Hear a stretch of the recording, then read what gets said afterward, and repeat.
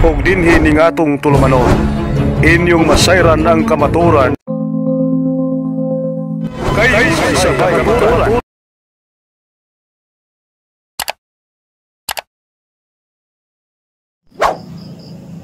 Mayong adlaw mga kaigsunan, ano na ko'y ipaambit ninyo usa kini ka mensahe gikan sa tuigsuon nga si Daryl Villanueva, usa ka banggiitan nga defensor sa Seventh-day Adventist niya karon nakadesisyon siya nga magkatoliko.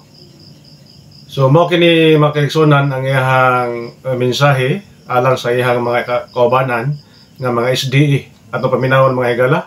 Mayong hapon sa tanan sa tibok Pilipinas, tibok kalibutan, mayong gabi o mayong buntag. Now nag-live ko mga higala sa mubo nga panahon, gilang o mahibalo, no?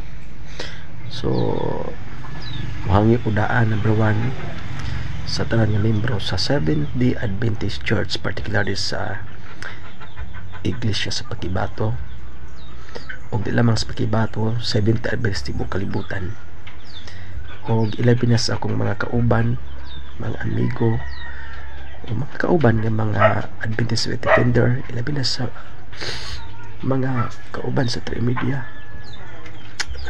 Mahangyo ko rin yung tanan mo ni panahon na nga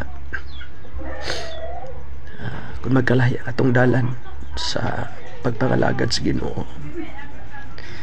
Sa akong hangyo ninyo kuan ra, ayaw lang mo pangatake personal sa kuan, kaya ko nang di ko manghilabot ninyo.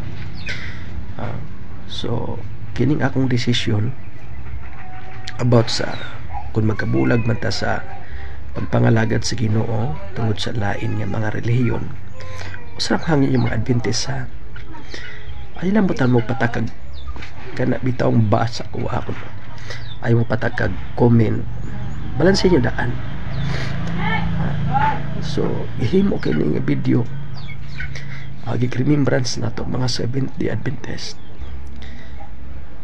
Kung sa tamo ka palangga, palagwa mo nagpangga sa kuaba sa kay palangga tamo tanan sa taas ka panahon. Mao na nga sara akong hangyo ninyo once nga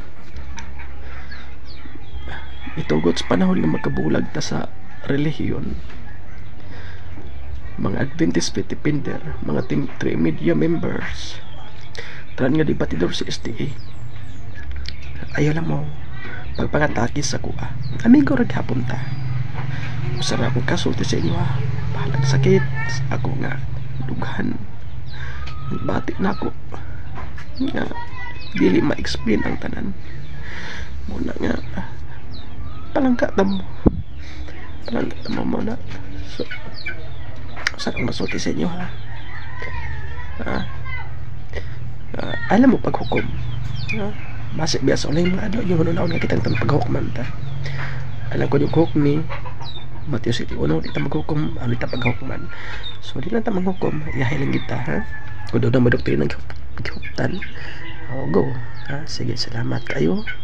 So paki-share sa mong video, paki-like sa mong video, paki-comment ala ng below the belt, mga personalan ng mga comment. Salamat kanyang tanan. Ang Ginoo magapanangin ka nato.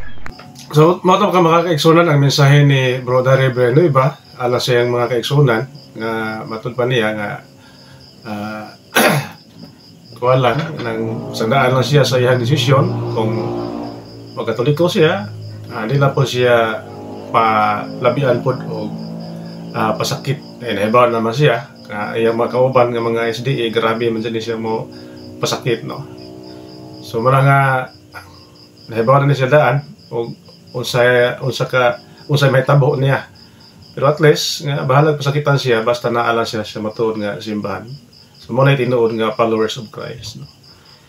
So walay problema bisan pag pasakitan ka basta kay naalang ka sa tinuod nga simbahan. So mo to ang mensahe ni Daryl Villanueva. So mga kaigsunan, so ato siyang suportaan pohon kung nasa ato ang simbahan Katoliko. No? So salamat kayo sa inyong pagtanaw sa iyang mensahe.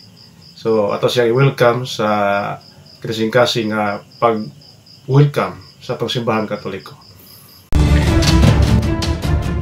ug inyo nang nabati ang mga kamatuoran dinhi ning atong tulumanon kay sabay kamatuoran. Ako lang hinaot nga daghang kamog lakatunan. Daghang salamat.